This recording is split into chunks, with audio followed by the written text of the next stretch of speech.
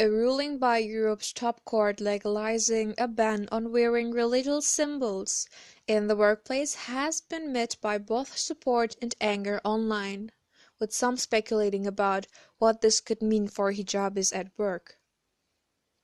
The European Court of Justice ruled on Tuesday morning that employers are allowed to ban workers from the visible wearing of any political, philosophical, or religious sign, including headscarves. The ruling was prompted by the case of a receptionist who was fired from security company G4S in Belgium for wearing a headscarf to work. Some European countries have banned full-face veils in public spaces. Social media chatter focused on how the ruling could affect working Muslim women, with one saying it would force them out of the workforce. "So women wearing headscarf should sit at home or what?" London-based Sasha Moore commented.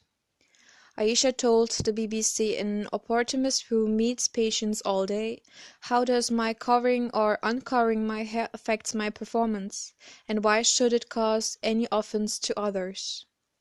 And Tabassum emailed to say her headscarf would always come before a job. "I am a top performer at my company and headscarf doesn't make difference to my talent, my skills, my performance or my work, but then I could be kicked out of my job because I wear a scarf. If I have to choose between my headscarf and a job, I will definitely choose my headscarf," she wrote. Shortly following the ruling, a French woman applauded the court on Twitter for doing away with the symbol of submission. AmandineAnneM wrote, "For once we have to say, EU court headscarves are a symbol of submission." Echoing the sentiment, another UK Twitter user said that schools need to follow suit. "It's an oppressive symbol and has no place in the UK." But another called for having a religious distinction to the ban. "The UK is a Christian country, keep the cross, ban the headscarves." John Phillips from Milton Keynes emailed the BBC to say why he was for the ruling. Finally common sense has prevailed. A religion or religious beliefs is an individual, a personal choice," he wrote. Religion and/or its abuser should play no part whatsoever in public life. It should remain in the home and/or the relevant faith's house of worship. One user wrote between different coverings, "I understand the safety rationale banning niqab burqa, but banning hijab is like banning cross-shaped accessories." Some drew attention to the ban extending to symbols from other faiths and people who choose to wear scarves for other reasons.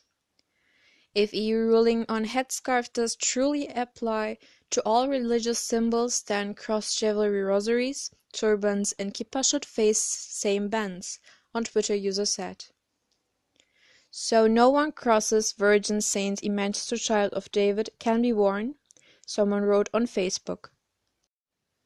Ali emailed, "Does this mean such companies will not be allowed to celebrate Christmas while decorating their offices?"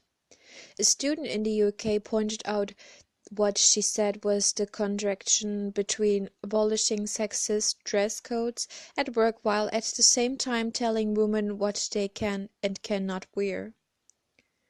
"How can we be fighting for abolition of sexist and outdated dress codes in the workplace and at the same time dictate a woman whether or not she can wear a headscarf? You may be independent and equal, little lady, but only when I say so. The men," she wrote. Given that lifestyles based on conspicuous consumption seem to be at least quasi-religious, I'm now waiting to see a ban on wearing a Rolex watch at work or arriving at work in a BMW, Ian Cuthbert continued.